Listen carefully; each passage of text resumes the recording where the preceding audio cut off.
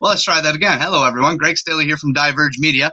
We're going to do a Conservative Party platform breakdown to help everyone here make an informed decision come Election Day if you haven't already voted. So we're going to do our best to cover the key aspects and components of the Conservative Party platform. You have to forgive me if I look like I'm looking away because I got a 2-monitor setup now. We're trying to do something different here. But let's get started with Conservative Party platform and COVID-19. What are the ideas that they're bringing forward? So maybe I can do this. I can. Better. All right. So the Conservative Party platform, when it comes to COVID, this is kind of taken from our article, but we read the entire Secure the Future plan, broke it down, and basically this is from the Conservative Party platform itself. And here we go. So the Conservatives say that they will protect our most vulnerable, keep our economy open, and but it will depend on testing and contact tracing. The Secure the Future plan says that Canada's Conservatives will implement a national rapid screening program to allow businesses and public institutions to remain open in the face of variants and protect our country. So O'Toole was asked about this, I believe, in an interview before, and he basically said for people that can't get vaccinated, they would be able to do daily COVID testing. So one of the things we learned through all this is that rapid testing, PCR testing, is inherently unreliable. Asymptomatic, is almost non-existent for any pickup of any, even positive test, but that doesn't even mean infectious. So back in the day, and I've covered this before with Diverge Media, when you were positive with a PCR, you had that test result sent off to the National Microbiology Lab in Winnipeg, I believe it is, and they confirmed whether or not you could actually infect another cell line. So they don't do that anymore, and now you can have a positive test. We run up to 38 cycles here in Ontario.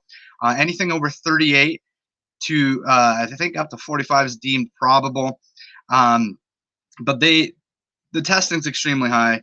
Fauci talked about this and said anything over 35 is pretty safe to say you're picking up dead nucleotides. It's not infectious. So O'Toole's plan on that is to bring in daily testing. Now I bring up all of that to just put this in your head here.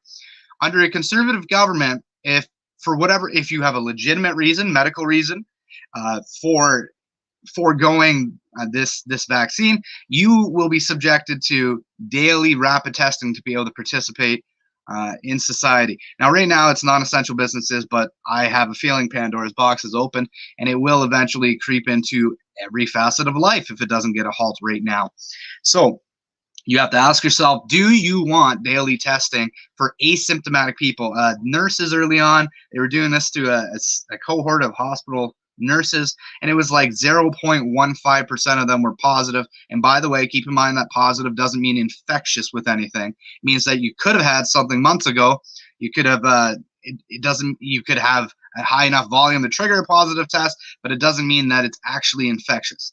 So daily rapid testing under the Conservative plan. Moving on. Conservatives took shots at Trudeau and his booster procurement. But at the end of the day, Trudeau's been handing out quite a bit of money, not to give credit but credit due where it's due. If this is a sticking point for you, the Liberals have made investments in places like Absoleva Biologics, Medicago, Resilience Biotech, on good manufacturing practice, vaccine facilities, antibody production facilities for the purpose of vaccine development. Conservatives have a slightly different plan. They want to promote through Sanofi, Providence Therapeutics, Medicago. They downplay, obviously, what Trudeau's done. That's kind of one of the dirty tricks of politics. But this is one I really want to get home. O'Toole is all about UNDRIP. Now we're going to do the Liberal Party platform later tonight, and it is also in the Liberal platform, where they are both committed to the UNDRIP means the United Nations Declaration of Rights for Indigenous Peoples. Now, on the surface, we can all agree that we want, cohesive society. We want people to get along, and we want to take care of people. Now, United Nations Declaration is important to understand with this, that the Justice Center for Constitutional Freedoms called this a danger. They said in April of this year that UNDRIP essentially provides that indigenous people, among other things, own the land and resources, have the right to self-government, and to their own distinct political, legal, economic, social, and cultural institutions, educational programs, and that the federal government shall foot the bill. Now, they called this document, or UNDRIP, useless, dangerous, and divisive. Now, you might say, well, Greg, UNDRIP is not in Canadian law, so it really doesn't mean much of anything. Well, here's the issue, though. There's a bill, I believe it's C-51, and they're trying to write this into Canadian law to become part of the legal framework. This is not a small step in our government. This is a massive undertaking, and I really want you to understand that there is a constitutional there's constitutional lawyers that are looking at this at the Justice Center, calling it dangerous, divisive, and divisive. And both the Liberals and Conservatives want to implement this. Now, to get into a little bit more here on what UNDRIP is, JCCF added that the duty to consult Indigenous communities has become a threat to the Canadian economy. They said it's unclear on what steps would have to be taken for the government to satisfy the duty to consult. They say, what does a government have to do exactly to satisfy the duty to consult? The term is undefined and unclear. The courts seem unable to set out the parameters or guidelines except after the fact. This is the most dangerous policy the future that the Conservative Party platform has, in my opinion. Again, it's not based on my own opinion. It's based on the fact that the Justice Center for Constitutional Freedoms talked about this being a dangerous, divisive, and useless policy. And so anyways, UNDRIP is something you need to look into. I suggest for a breakdown, look at the Justice Center for Constitutional Freedoms, UNDRIP. You'll find their document, or linked in our article about UNDRIP and booster shots. I believe we have it in there. Actually, well, let's pull that up. See if I can.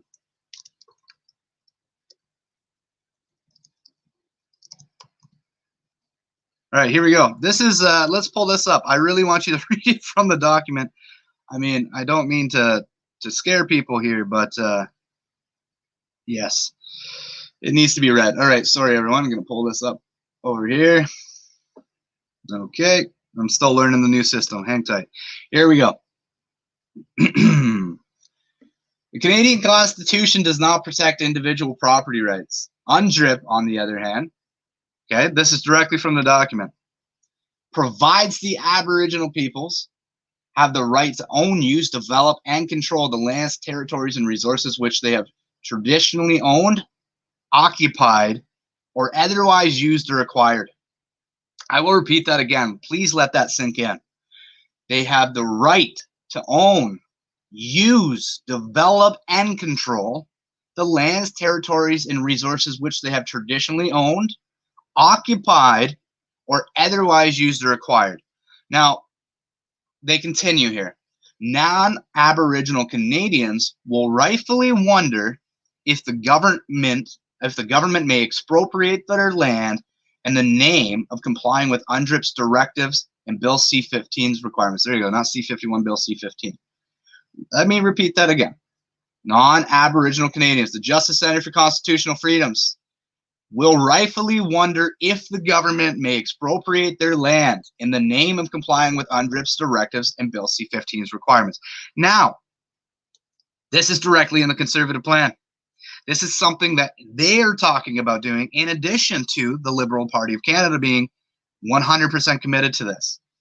Now, Bill C-15, they talk about this on its own. It is nothing more than a resolution of the UN General Assembly, and as such is not formally binding. Yet, Bill C-15 will give UNDRIP quasi-constitutional status in Canada by requiring the federal government to make laws, I lost myself, that of Canada consistent with it. So they will have to make, the federal government will have to make laws of Canada consistent with UNDRIP. In effect, while Bill C-15 is enforced, the laws of Canada will be expected to conform to the Declaration of the United Nations, an international body not democratically accountable to the people of Canada. These are not small things. Now, I've been very vocal on on exactly what the Conservatives are about. I broke down their platform as soon as it was available to break down. I called the article "Undrip and Booster Shots." I'm trying to tell you exactly what the conservatives aren't going to come out and yell at you, okay? But it's there in their documents. And you can go in this article, you can look up Secure the Future and Control F, type Undrip. You will find it. They want to implement this just as the Liberal Party of Canada wants to implement this. And when you have lawyers at the Justice Center for Constitutional Freedoms saying Canadians should be rightfully concerned that they will rightfully wonder, rather, that the government may expropriate their land in the name of complying with UNDRIP's directives and Bill C-15's requirements. They say it will give UNDRIP quasi-constitutional status, because Bill C-15 said, again, they want to write this into the Canadian legal framework. While you're all concerned about COVID and handouts and everything else, they are putting this out in the open in a 5-week election where we don't have time to talk big picture politics here, okay? We're not talking small potatoes here. We're talking fundamentally changing the legal framework in Canada, fundamentally changing something that may affect every single Canadian. Now, I know politicians generally lie, and it would be good if they lied on this one. But when it is a United Nations directive tied into, all their ideals, I get a little more concerned because governments seem to be a little more adamant about implementing those ones. Anyways, we will continue on here. I think that's enough on that. Conservative Party has left grassroots conservatism. CBC will be Trudeau policies with more enforcement and no opposition in Parliament. Could be, hope not. Continuing on here. So that's UNDRIP. I think that's an important one. Let's talk net zero. Now, I am going to play, well, we're going to implement it here. Please share this out. This is a great, not to toot my own horn, but I know I can do good work from time to time. We had, if you haven't seen it yet, whose platform is it anyway? No, and whose platform is it anyway? We literally read from the platforms of the Canadian Conservative Party and the Liberal Party, and we asked people if they could tell the difference. And here's that clip, and then we'll go into the next part of the platform here. It just makes it a little easier, break it up.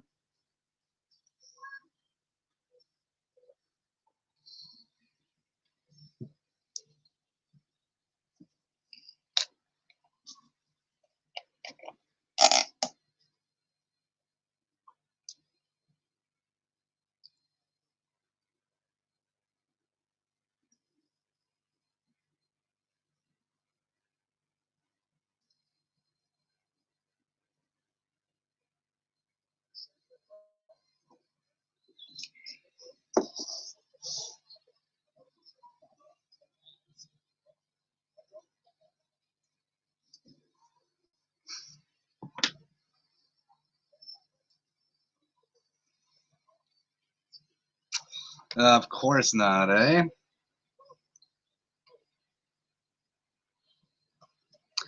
No volume, that's no good. See, they got me all confused. She's got, I have share screen. Okay, let's go screen one and try this again. Right. I guess I can show you articles on screen 2, but I can't show you volume on screen 2. Sorry, everyone, I'm learning. First time I've had 2 monitors set up, so I guess you learn something new every day. Thank you for pointing that out, Christine. And let's try that again.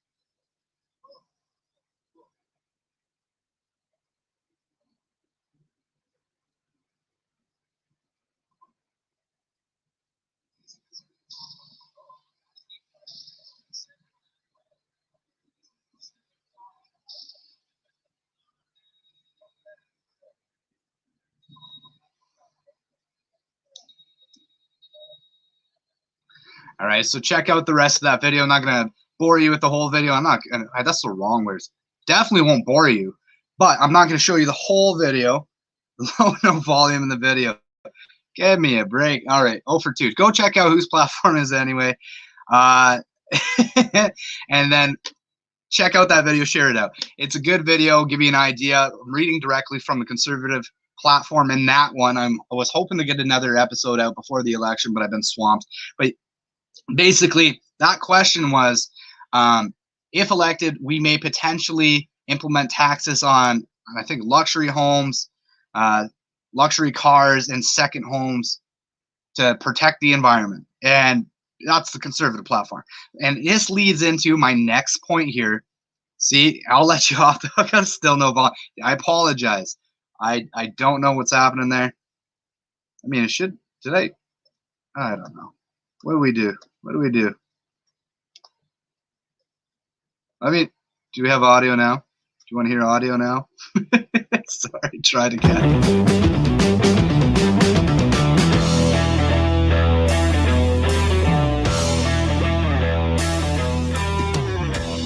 You get one question. Question number 1. If elected / re-elected, my party may potentially introduce new taxes on frequent flyers, non-electric luxury vehicles, and luxury second homes to deter activities that hurt the environment. Is this the Liberals or Conservatives platform? Let's see what people. There you go. So that's the question.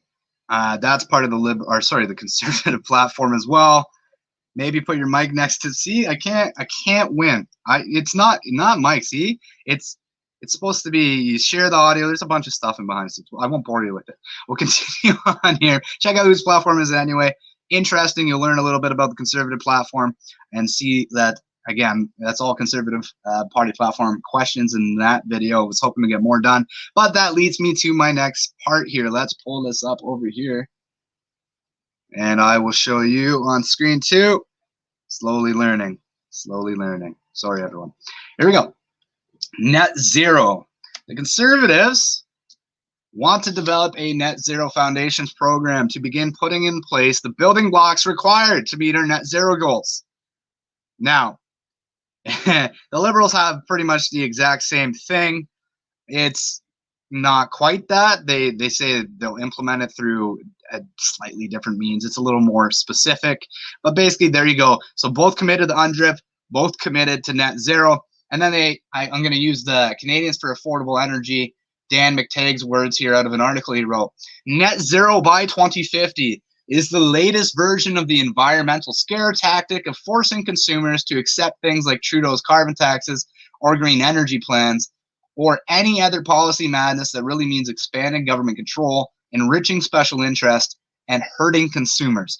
Now, that is Dan McTagg, 18-year Liberal, and he runs something called Canadians for Affordable Energy. Highly recommend you check it out. And he talks about net zero basically being a means to expand government control and enrich special interest, and it ultimately hurts consumers. Again, not my words, but we'll continue here. Support a two-state Israel. The Conservative Party supports a two-state solution in Israel.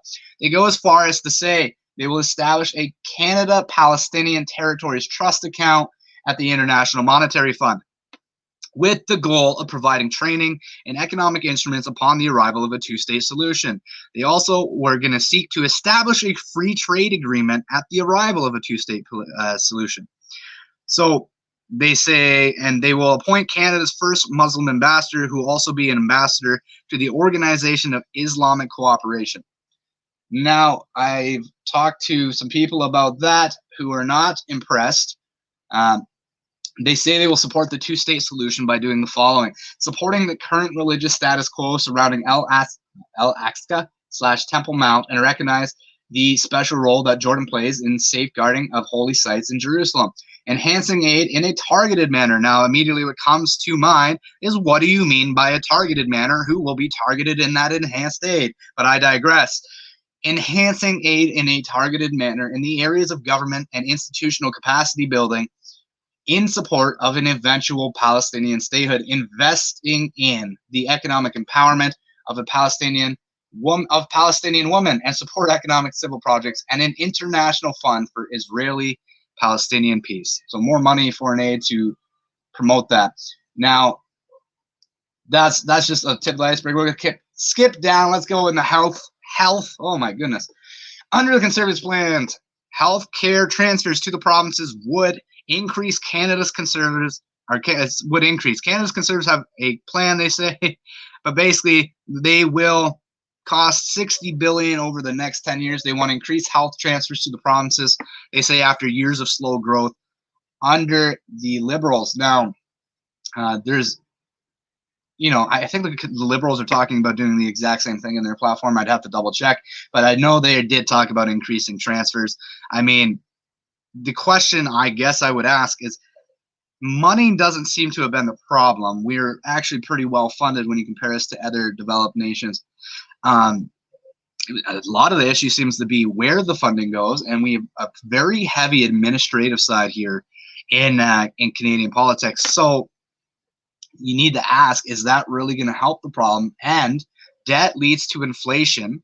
So we are going to see the consequences of more debt spending. Even if you agree that that needs to be done, it needs to be considered that maybe there is other ways to go about it. Now, securing the future, this is one point I did agree with. Now, they said, an asylum seeker should stake claim in the first safe country in which they land. No one should be making an asylum claim in Canada. They are coming from the United States. So they talk about ending that. Continue on here. Now, this is where it gets a little bit interesting. Conservative plan is very Quebec-friendly, calls for no strings-attached approach to giving federal money transferred to Quebec when used for social programs. The plan says that the Conservatives will make annual federal transfers for social programs unencumbered by restrictive conditions, as if there wasn't enough money going to Quebec and that there really wasn't that many restrictions. I didn't think. They want less. But anyways, I digress. Move on. Trans Mountain Pipeline. This one's very important for Canada. Now, Mr. O'Toole has promised that he will get the Trans Mountain Pipeline built, but he did not mention using the Constitution to get this project completed. Now, what happens if the province refuses? And Quebec's already said they will not allow a pipeline in Quebec. So I'm going to get it done, says Mr. O'Toole, but he has not indicated that he will use the Constitution of Canada to get that done, which says that we can build federal projects for the benefit of all Canadians. Now, we are shipping in 1/3 of our oil comes to us from other countries, and we get it shipped on cargo ships, one of the least safe, if not the most unsafe way to ship oil.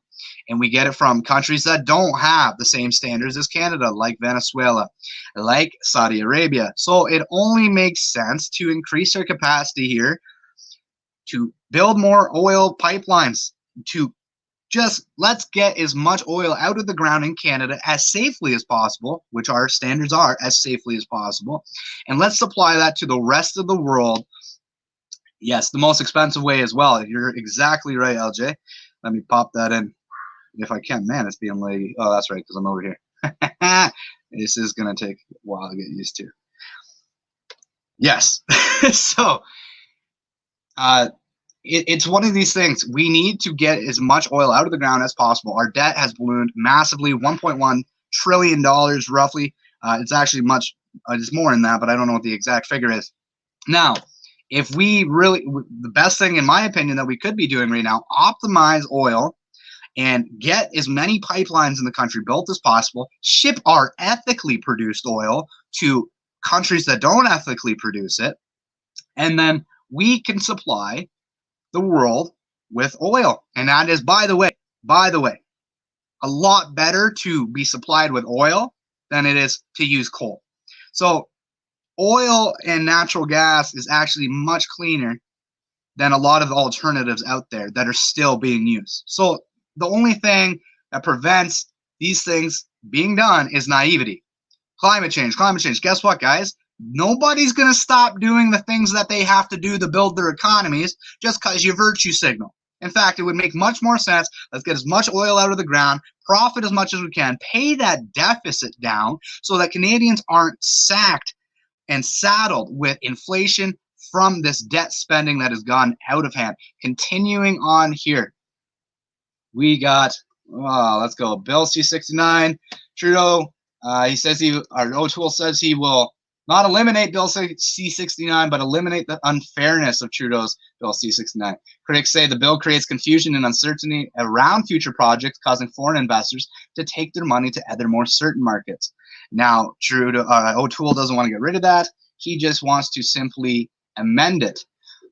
Now, one thing, again, I agreed with here, pass bill to prevent protesters from blocking critical infrastructure, meaning you could not, block a railway that's shipping essential goods without going to jail. I agree with that. You can protest. You need to be peaceful. And when you're protesting and costing the Canadian economy millions of dollars a day, causing shortages for consumers, yeah, quite frankly, I'm starting to lose sympathy. It doesn't take much. I continue here. Long-term care. Again, this Conservatives will devote $3 billion of infrastructure funding over the next 3 years. And so not really a whole lot there. The biggest fundamental issue on long-term care is staffing. So on that note, the Liberals want to propose a $25 increase for PSWs. Now, I don't know how you mandate that when there's a lot of private institutions, unless the government's going to come in and say we can set things for private businesses, which is a whole new danger. But they could do it theoretically for the federally regulated ones that are paid by the government, but not all are. Zuck agreement. This one is another one I want people to think about.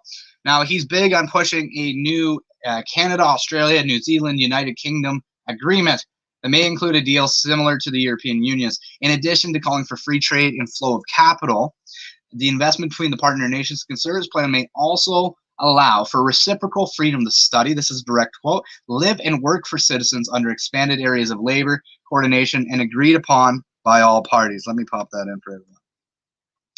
They also seek to expand intelligence cooperation between the partners in areas like cyber warfare and combating disinformation. Now, that gets interesting. What do you mean by combating disinformation? Because I've seen lots of things be considered disinformation that later turned out to be factually true. And, the only difference was a few months. So who gets to make that decision? What kind of disinformation you talking about? Another thing, should we really be promoting free trade with Australia? I mean, can we just be blunt here for a second? Should we really be promoting free trade with Australia? The country that keeps locking down their citizens, that country that is using the military to go door to door and enforce the lockdowns and restrictions. That country where you can't leave 5 kilometers from your home. That one, Australia. I don't know about you, but that's maybe not the country. I would say, hey, stop being stupid. Why are you so stupid? And then maybe I'd consider that agreement.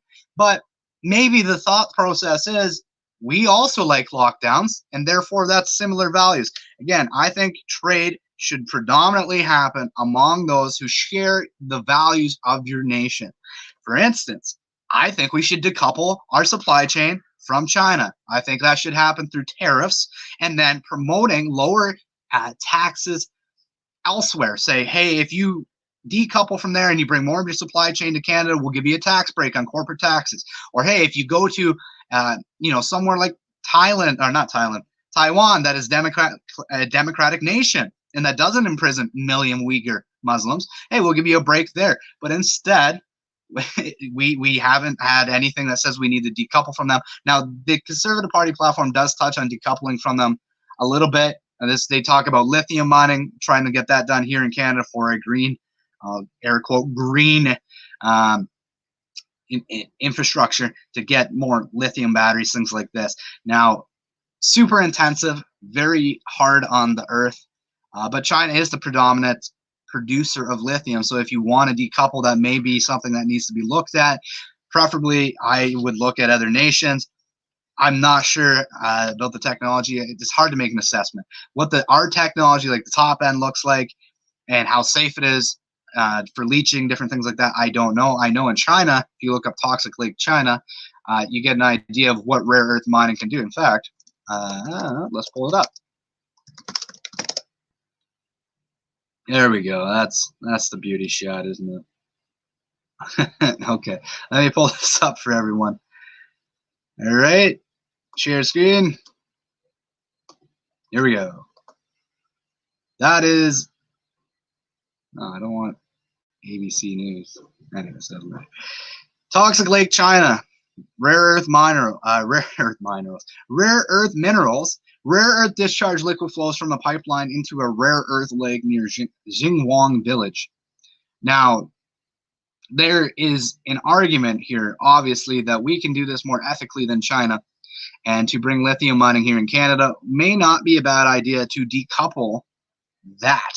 Again, the issue here is like there's a limited number of resources in the world, water being one of the biggest ones, fresh water, and China does not give two shits about their water quality. And in fact, they're losing a lot of their water quality due to manufacturing practices where some of their water isn't even good to do anything with anymore. You can't manufacture with it, can't do anything because they don't have a lot of regard for how they do things. They're so concerned about expansion that they rarely truly care about what they're doing as they do it. So continuing on here, streaming services and digital media tax, similar also in the Trudeau Liberal plan, slightly different, but I think same but different, as they say. The Secure the Future plan, pull this back up. Survey says, the Secure the Future plan will require large digital streaming services like Netflix, Disney, and Amazon Prime Video to reinvest a significant portion of the Canadian gross revenue into producing Canadian programming. Now, what is that significant portion? Conservative plan will require digital producers like Amazon, Netflix to pay 3% of gross revenue earned in Canada if they don't pay corporate. Wow! Woo! Good job, Conservatives! Yeah! We will make them pay. I just want, like, this is politics 101, okay? We will make them pay a significant portion of their revenues. Okay, what's the significant portion, sir? 3% of their revenues. Well, it's like, what is it, like the lowest tax rate? We're like 10, 15%? Like, are you kidding me? Corporate taxes are 15. If they're not paying corporate, then they should pay corporate. It should be literally 15% of tax revenue earned on corporate tax. Maybe you give them a slight break and you say 10%, but if we're serious about taxing these guys, you don't say, well, it's going to be a significant portion. How much? 3%? My goodness. Just ridiculous, but I digress. That's the Conservative being hard on these producers. Now they say the plan adds that content reinvestment reinvestment requirements will also recognize and incentivize partnerships with Canadian independent media producers. So they try to throw a bone here. But again, who's an independent media producer? How does that get determined? And at the end of the day, guess what? This just becomes another goodie bag handout to whoever the government wants to give it to. Stop spending this money where it doesn't need to go. If you want to take the revenue, just take the revenue and pay down the debt. It's pretty simple stuff. I digress. Continuing on, what else is important here? If elected, the Conservatives say they will end Trudeau's $600 million media bailout. The Conservative plan says the government funding of approved media undermines press freedom, a vital part of our free society. Again, hard to argue there. Sounds good. Will they actually do it? I mean, he said he wouldn't implement a carbon tax. Then he did that. Said he was against vaccine passports. And then he's okay with that. Now he kicks out the guy, Jonah Smith, Yukon, because he stood against vaccine mandates and passports. So actions speak louder than words, and I'll let you do with that what you will.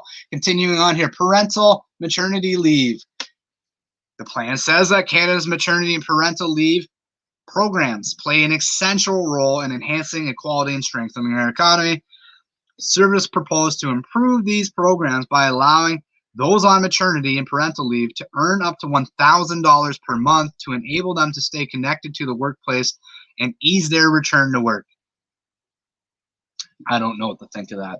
Supporting expectant parents. Conservative Secure the Future plan discusses the rising cost of raising a child. They say they will expand the Canada Child Benefit by allowing benefits to begin. This is, I mean, honestly, listen to this. Like, again, this actually benefits me, but this is a bad idea. Like, we don't need more money being spent in the economy right now. We need to tighten the straps here. And O'Toole says he'll balance it in 10 years, but I mean, unless he plans on, once you roll out government programs, it's pretty hard to roll them back, and I'll just leave it at that. They will expand the Canada Child Benefit by allowing benefits to begin at the 7th month of pregnancy. rather than at childbirth. The supposed purpose of this is to help with things like the cost of a crib, clothes, etc. But again, we're broke. We're broke. Where's the money coming from? And this will also lead to more inflation. Debt leads to inflation. More dollars chasing less goods. You know who talks about that all the time? In all irony, you know who loves to hammer that point home? Pierre Poilievre of the Conservative Party of Canada. You know, he understands that government debt and printing money leads to higher cost of goods. Apparently, O'Toole thinks it's all fine and dandy for the things that they think it's a good thing for. You know, your spending's stupid, but my spending's okay because I'm smart. So they think they're going to do it better. Therefore, they think it's okay, even though they know full well debt spending leads to inflation. All right, we need. All right, continuing on. Lobbying. A CBC plan says they will require all corporations and other organizations that lobby to register and report their meetings and to ban lobbying by an individual or entity on a matter that is subject of a criminal proceeding. This was a direct shot at SNC Lavalin. But obviously, this shouldn't even be a controversy. Again, will they do it? Nah, I don't know. I'll believe it when I see it, if it happens, if they can even get the chance to form government. But I'll believe it when I see it. All corporations, other organizations that lobby to register, report their and are required to register and report their findings. Like, yeah, if you're lobbying the government, you should. I mean, you should be. And I don't know that it's not already the case, unless under special circumstances. Sometimes they'll do stuff like that just to make themselves sound good. So I can't tell you for sure. But then we continue. If you are a frequent flyer, you may pay more tax under Trudeau. That was the first question, I believe, on my Who's platform. Is anyway, the potential of introducing new taxes on frequent flyers, non-electric luxury vehicles, and luxury second homes to deter activities that hurt the environment. That's Conservatives. Now, what is a luxury second home? What is a non-electric luxury vehicle? Well, like, are we considering actual definition of luxury? What are they going to determine a new definition? They're not very specific. Like, what's a luxury second home? Like, I've never heard of a luxury home as an actual specific definition meaning anything. So again, continuing on, Conservatives, RCMP, gang violence, say they will hire 200 RCMP officers to combat gangs and the smuggling of guns and drugs. I mean, according to the plan, officers will be based in the GTA in the Lower Mainland. Yeah, it needs to happen. Again, we'll see how they actually plan out. Now, this one, I mean, it's not a bad idea, but it bothered me, and you'll understand why when I read it here. Rural crime. It would appear that the Conservatives' approach to rural crime is a step in the right direction. The Secure the Future plan says that Canada's Conservatives will add a sentencing consideration for the courts based on evidence that an offense was directed at a property or person that was vulnerable because of remoteness from emergency services. So I said it's nice to know that it will be considered during sentencing that you live in a rural area. But this doesn't fix the problem by any means. We need to have stand your ground laws of some sort here in Canada. And now I know that scares the crap out of people because they think America, and so they start freaking out. But I mean, at the end of the day, if somebody breaks into my home and I deck them and they, you know, for whatever reason pass away, like, I should be scot-free. You broke into my home, put my family at risk, threatened me, and you get what's coming to you. That's how I feel. I don't have remorse for a criminal. Now, if something like this, if you found out they were leaving the residence after a weapon was pulled and they shot him in the back, yeah, maybe you have an argument to say that's not okay. So stand your ground laws have some flaws, for sure. For sure. But to say that somebody in a rural area where the police are maybe an hour, 2 hours out. I mean, even some of the city areas now are 45 minutes to get a response out of them. They're prioritizing the calls they go to at this point. So they're prioritizing crime. So it's kind of crazy to tell someone, hey, sit tight while you might die and you're feeling threatened for your life. We'll be there in an hour or two. Okay, like, that's not how that works in actuality. So there's been cases in Canada before. We do have some stand your ground laws, but it's not strong enough. So there was a case in I believe Alberta, a farmer defending his property.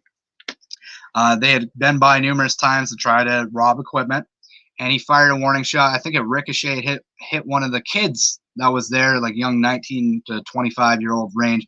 And he, as soon as the police showed up, he's in handcuffs. He goes to jail. He has to go through court and prove his innocence. Like, this is insane. Again, someone was on their property, on his property, and was trying to steal his stuff. And he's the one who gets arrested when they show up. Now, they tore off, obviously, but that's what happens here in Canada when you try to defend yourself. Now, we'll continue. Lithium mining, let's get that one in there so you can actually hear it from the platform itself. Secure the Future plan says they will implement a critical minerals strategy to take advantage of Canada's abundant resources of their minerals needed to power our clean energy future. Conservatives say this will create jobs and support the Indigenous economy to create a cleaner environment, as well as to reduce global reliance on critical minerals coming from China. So, again, I don't know how I feel about that one. I would have to know that it could be done very safely here in Canada. Like, rare earth mining is one of the worst things for the earth, in all irony. But used in a lot of electronics, TVs, cell phones, electric cars now, and they need lots of them. It needs to be done safely, provided it can be done safely here in Canada, and that it will be done safely, and it will be enforced that it's done safely. I think this could be a good thing for Canada. But again, I do get concerned when I hear rare earth mining in Canada. It's one of those things nobody likes to talk about, but that, it comes from China. The flip side of that, let me add that, is that China's rare earth minerals are cheap for a reason. And that is something that needs to be considered when we talk about rare earth coming here. You might agree with the concept, but unless we're going to put a tariff to make things more expensive here on lithium coming from China, I mean, we're probably going to produce lithium at a much, much higher price than China because they don't care. They don't have the environmental standards. Continuing on, let's get back. Promoting human rights. I thought this was interesting.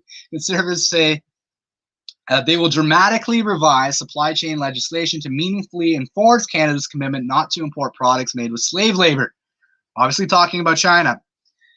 But the Conservatives also say they will pursue reform of the United Nations Human Rights Council to prohibit gross human rights abusers from becoming members. Again, unclear how it will be accomplished. I actually want to pull up an article. Hang tight with me. See if I can find it. China.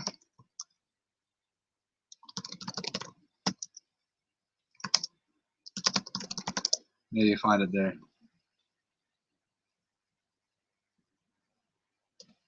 Yes. Well, we'll use this one. It's not the original article, but True North News has it here. They've talked about it. Let's pull it up.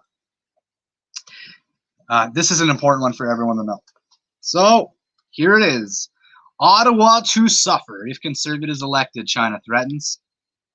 Now, obviously they have some things. I'm bringing this out because they're saying they want to pursue reforms to not basically allow stuff from China because, slave labor, and I don't disagree. Like, that's probably the right thing not probably, that is the right thing to do. I've said for a long time, why are we even trading with China? Like, they are only a superpower because they have money. I want people to understand something.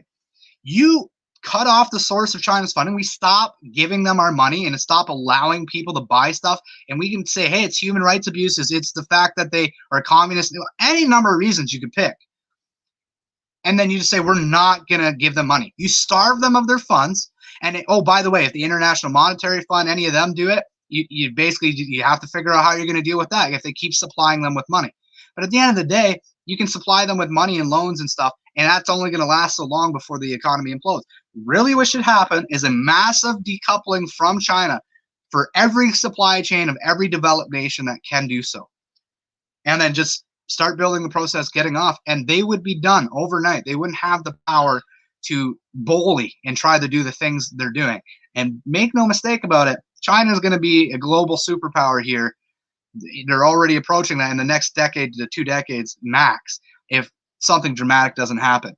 because everybody's still trading with them. Everybody's still doing this stuff. And it's looking like, yeah, they're getting a little ambitious when it comes to Taiwan, when it comes to, the South China Sea and the stuff they're doing there, building islands so that they can claim the distance around it, because you get 150 kilometers, I think it is, from any territory that you own, not your coast. So they've been building islands in the middle of the sea to say that their territory is bigger than it actually is. So let's get back to this here. Ottawa to suffer if the Conservatives elected. Chinese regime is warning of counterstrikes against Canada if a Conservative government is elected next week. Chinese Politburo mouthpiece Global Times published an article last week sharing threats from official at China's state-run China Foreign Affairs University. So we'll leave it at that. That's enough there. But yes, they aren't happy about the Conservative platform. Make of that what you will. I mean, it also kind of says that they kind of like Trudeau in there, and that he's kind of been a good thing for him. Because by definition, if you're going to be upset about the other guys in there, now they do take some shots, but it does say that, of the two, Liberal Party, Justin Trudeau, doesn't bother him, Xi Jinping, as much as it bothers him with the Conservatives. Promoting human rights, yeah, they say they will dramatically revise supply. We got that. And, I thought it was ironic, though. He says he's going to address the human rights worldwide, the human rights crises worldwide, but you have a human rights crisis here at home, Mr. O'Toole, and that's the vaccine mandates, that's the vaccine passports, and then you guys, you specifically kicked out Jonah Smith, Yukon candidate, for opposing those things. So, I mean, you fix home first before you throw stones. But I digress. Continuing on here, I'm trying to get through the key ones. Tax refund for childcare expenses. This is another interesting one. Again, where is this money coming from is the thought process I have. We're broke. Tax refund. Conservatives say they'll convert the childcare expense deduction into a refundable tax credit of up to 75% of the cost for childcare for lower income families. It is unclear what qualifies as low income. It is more unclear as to how this helps someone who can't afford daycare. Hey guys, I got this great proposal for you. I'll give you a 75% tax credit so that you can afford the thing that you can't afford at the end of the year. So you figure out how you get 12 months of money to pay for it, and then I'll pay you at the end of it. That's the Conservative plan. But anyways, I don't know how they pay for that, assuming that people can actually afford to, pay for that. But again, we're broke, and I'll continue on here. Going back, ban Huawei from Canada's 5G infrastructure. Now, they say that they will ban Huawei from Canada's 5G infrastructure and further investigate the company's role in providing surveillance capabilities that have been used against the Uyghur people and other minorities persecuted in China. I said this is an odd position to take to the politically observant because Mr. O'Toole has a former Huawei executive on his team. So again, I'll leave you with that. Let you do with that information what you will. Conservatives say they will focus on untied aid on regimes and states that confront corruption. So we're not going to end foreign aid because we're broke and because we need to deal with issues at home. No. We're just going to focus our untied aid on regimes and states that confront corruption. And again, I mean, what do you mean by confronting corruption? If China makes some declaration, says, we'll do better, is that confronting corruption? That's pretty loose. So continuing on here, what do we got? Toughening the Conflict of Interest Act. This is, yes, it needs to happen. Will it happen under the Conservatives? I don't know. Politicians like to say a lot of things. I don't believe they'll do a lot of the things they say. But the Conservatives will strengthen the Conflict of Interest Act by expanding the monetary penalties to cover all violations of the Act. So right now, maximum is $500 for an ethics violation of a government official. Trudeau, is it 2 times or 3 times found guilty of ethics violation? That's the max, was $500. Now, if he says I want to raise it to a maximum of $50,000, being proportionate to the severity of the offender's history and personal network. Yeah, I would disagree that that's even enough. I would say, hey, you get an ethics violation, depending on the severity. Like if it was the level of, Trudeau, goodbye. you're not the prime minister anymore. You're gonna have to find a new leader. That should be what happens, and then find it, like both. So, yeah, continuing on reviewing the pandemic, they say they will want a public inquiry to examine every aspect of the government's pandemic response. Yeah, and they basically said they would do the same thing but harder. So do with that what you will.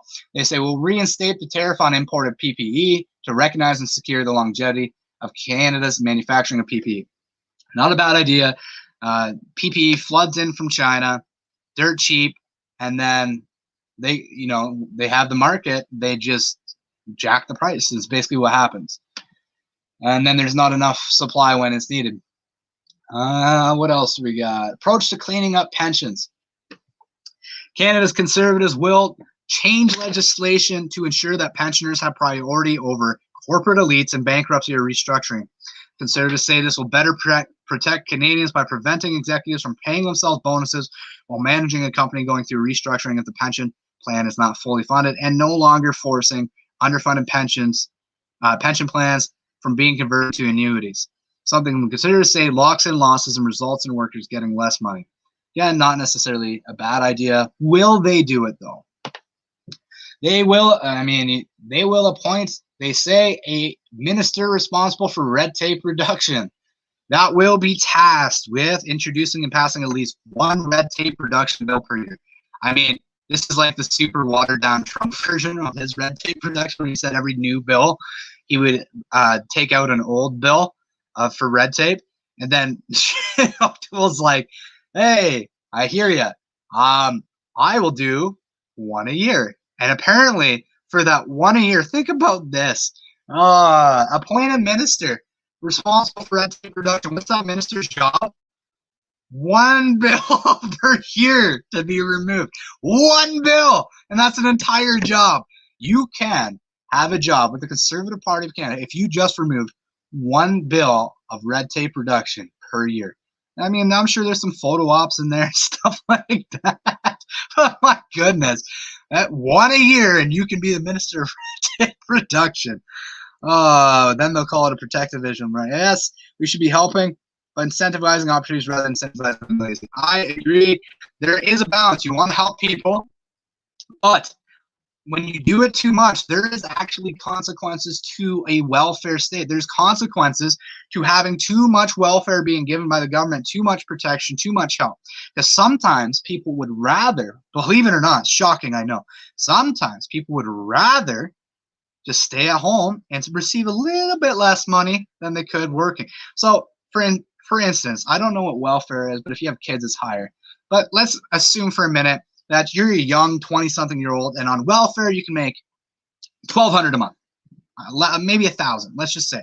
I don't know what the actual numbers are because I've never been on welfare, but let's just say $1,000 a month, and you share. You rent a room, and it's $350 or $450, maybe $550 a month, and you're like, I don't drive, and so now you have $450 a month. You got your Xbox or your game, your PlayStation, and so what is your incentive really as a lazy, young person or a lazy person in general? And now there's legitimate, I want to get this across, definitely legitimate means to be on welfare from time to time, disability, different things like that.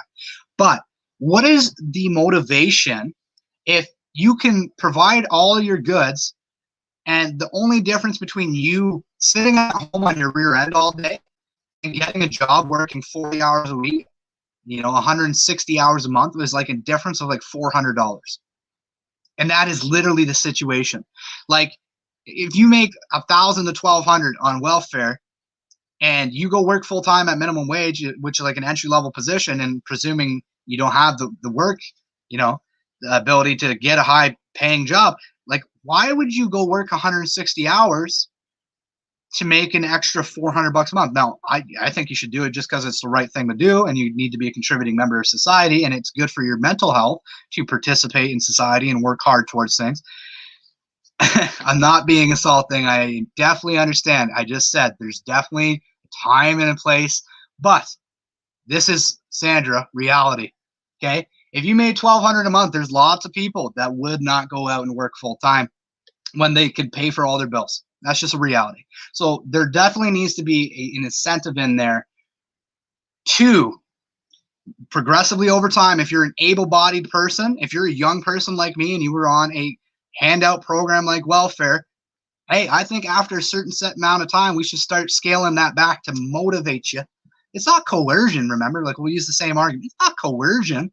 We're just going to motivate you out into getting a job, and slowly diminish your ability to take from the government.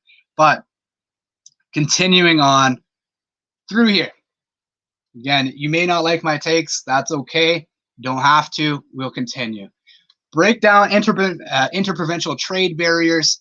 Conservatives say they will remove inter-provincial trade barriers that help with the help and participation of provinces.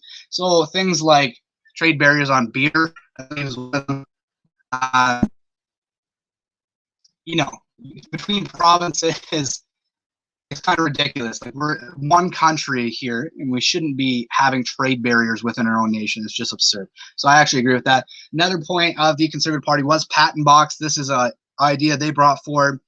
They say they want a low tax jurisdiction and innovation on new product development by introducing a patent box regime in an attempt to cut the tax rate in half on income earned from patents on innovative products developed here.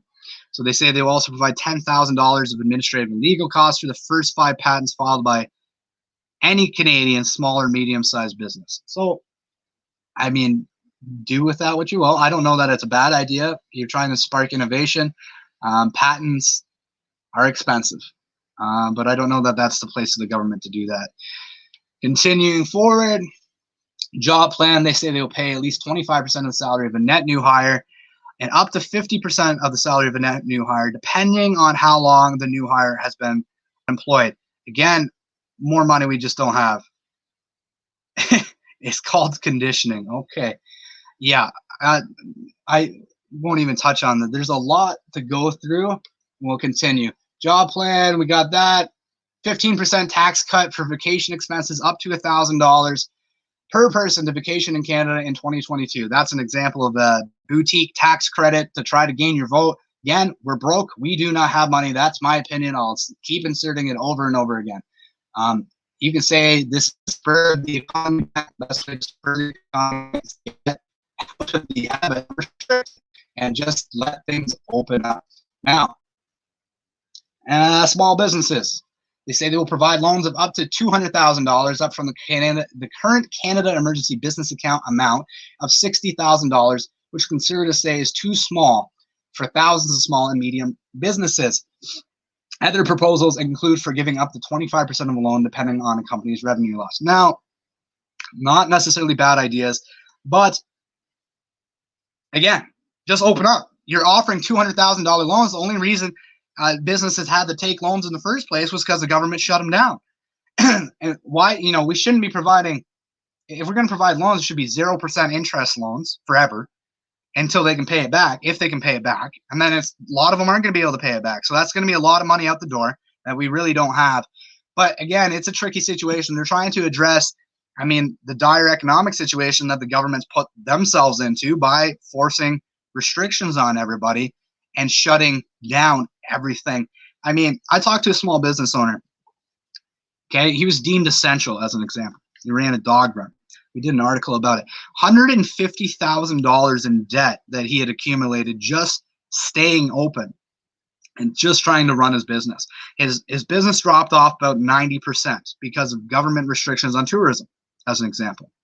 Now, I asked him, I said, if your income went to 200% tomorrow, how long would it take to pay off just the debt? And he said it would be years. This is the situation the government's put him into. And so it bothers me that you have people like O'Toole, who's literally said, I hope we can be together this Christmas. Guys, that's not the attitude of somebody who plans on actually being bold and opening up your businesses and letting you run. And we're getting to a breaking point here. The government can't keep these businesses open.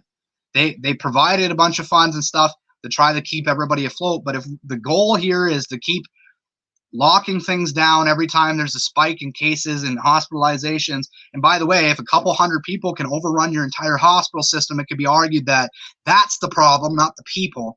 And, this whole issue isn't new. Let me see if I can pull up this shot here from article that the CBC wrote. It was on hospital capacity being overrun for a long time. Here we go. I do have it. Found it. Okay, so let's pull it up. Can you see that, everyone? I hope you can. Ontario's most overcrowded hospitals, days over 100% capacity, January to June 2019, 181 days over 100% capacity. When? From January to June 2019, aka before COVID. Richmond Hill Hospital, 179 days. Peterborough Regional, 176. Greater Niagara, 176. Hamilton General, 172. South Lake Regional and Newmarket, 170. Sudbury, 168. Ajax, 167. Oshawa, 167. Scarborough, 167. Guelph General, 148. Okay, I'll read it. Oh, no, we don't have the wrong one. See, this 2 screen shares is messing me up. There, now you have it. I'm pretty confident. So there's the caption. It's from a CBC News article that ran on hospitals being overwhelmed. Now, some hospitals ran at like 120, 130, 140% capacity for a month at a time. And now, all of a sudden, they act like this is a new issue. Like, oh, the hospitals are overrun. The hospitals are overrun because COVID. No, they've been overrun for decades. We don't even have the staff. We don't even have the doctors or nurses to staff the ICU beds that we have now. So, under the Conservatives, we're going to watch booster shots. They talk about booster shots in their Secure the Future plan. Talk about daily testing for people. And quite frankly, Aaron O'Toole has kicked out people against vaccine mandates, passports. And he's talked about, respecting the province's jurisdiction on these things. If we think things are going to change under the Conservatives on the COVID front, I think you're sadly mistaken. There's some decent proposals on the, foreign policy stuff, decoupling from China. I actually think they have some good ideas there. Secure the border on you can't make asylum claim if you're coming from a safe country like the United States. I agree. Again, will they enforce it? I don't know. But then there's a lot of things, boutique tax credits that they don't make sense. I mean, are you going to go out and take a vacation because you're going to get a 15% tax credit at the end of the year? Like, I think if you had the money to do it, you're probably already going to do it. I don't think a 15% tax credit is going to be the make or break difference for someone in a situation like me. And we'll just go into the comments here and we'll close out. I have a good idea. If you have enough weeks work, you're able to do unemployment. Those same people should be getting a letter stating that their loan is now interest-free, maybe percentage off. Yeah, I mean, we put businesses in a hard place, and so you have to. It's a tough situation. You don't want to increase the economic burden on the country, which leads to inflation that affects every Canadian. But you, at the same time, you can't lose all the jobs, and then you'll lose your GDP and economy anyways. So what do? I mean, you need to find a way to balance it, but it can't be at the cost of more and more money. And so, loans at zero interest might be a solution in the interim, but it needs to be coupled with actually opening the economy, stop restricting these people, and promise. Now, they might say, well, that's why we're doing the vaccine passport and the blah, blah, blah, blah, blah. And I'll just leave you with this and we'll close it out.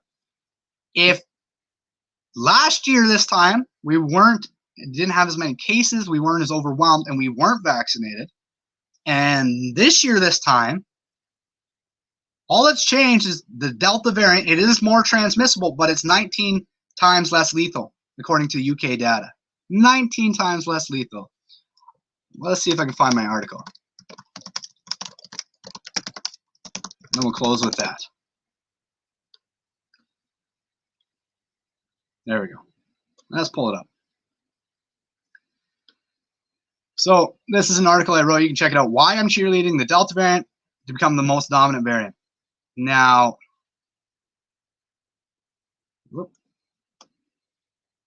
so in this article, I go through UK data, and I just want to pull up the date. This was written on July 6th this year. I'll be short to the point. Here we go. Public Health England is an executive agency of the Department of Health and Social Care that provides the UK government, Parliament, National Health Care Services, and others with evidence-based professional scientific expertise and support.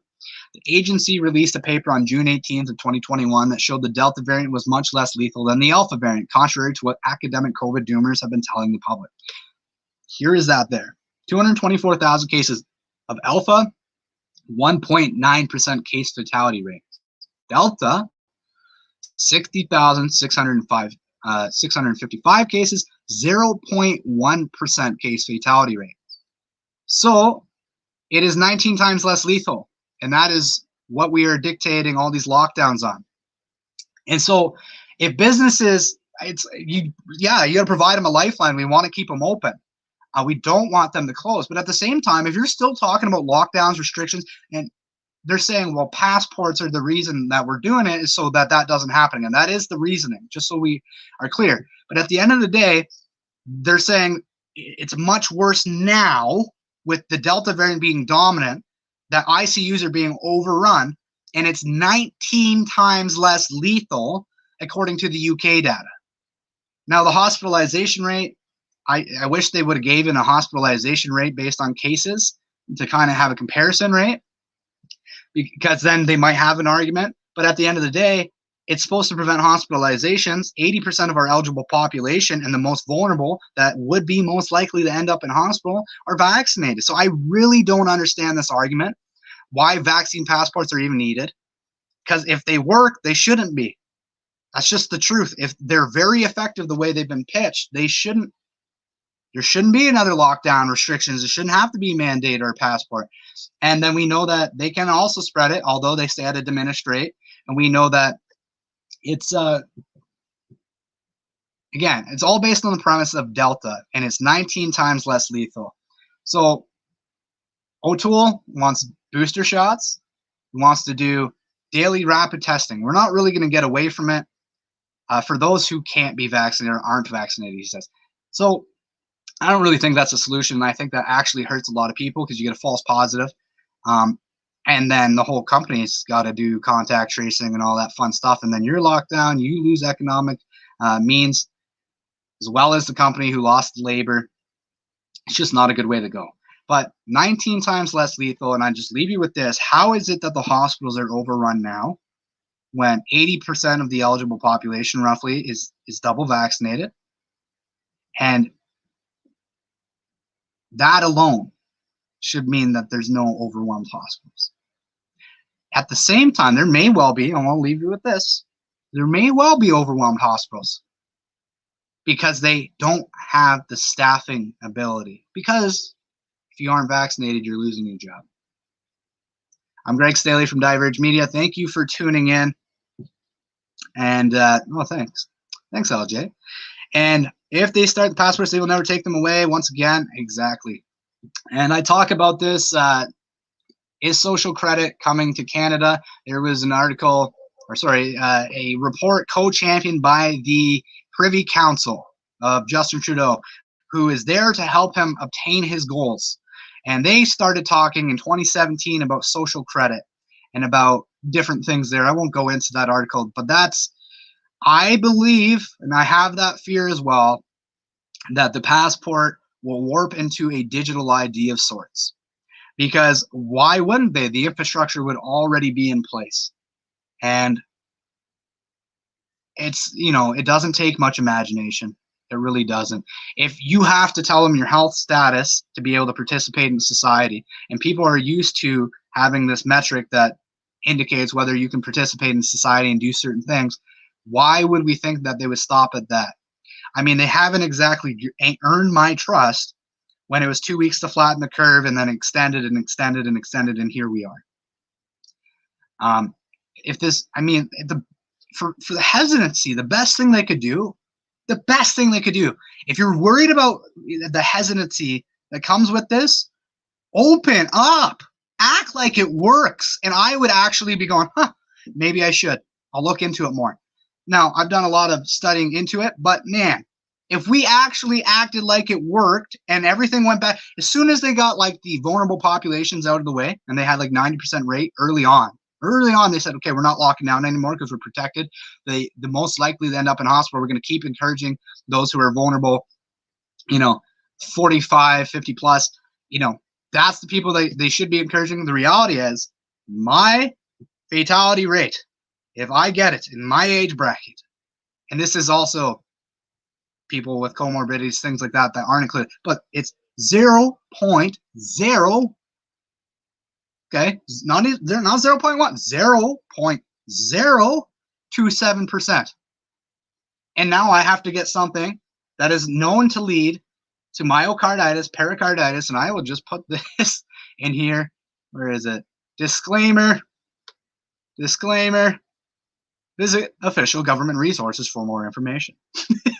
But if they acted like this thing worked, I would be a lot less hesitant. Now, when you have ages like young people, and it's like 0.027, like myself, that's my chance of dying with this thing. And that's also, by the way, it's like comorbidities, and it doesn't mean that's my actual chance, because that's case fatality rate, I believe, not infection fatality rate, which is potentially lower. It might be the IFR. That sounds like the IFR. But anyways, infection fatality rate 0.027, and then I have to get something that is known to lead to myocarditis, pericarditis, and small amounts of specifically young men to participate in society. I'm not concerned about it. I've had this conversation on a radio show.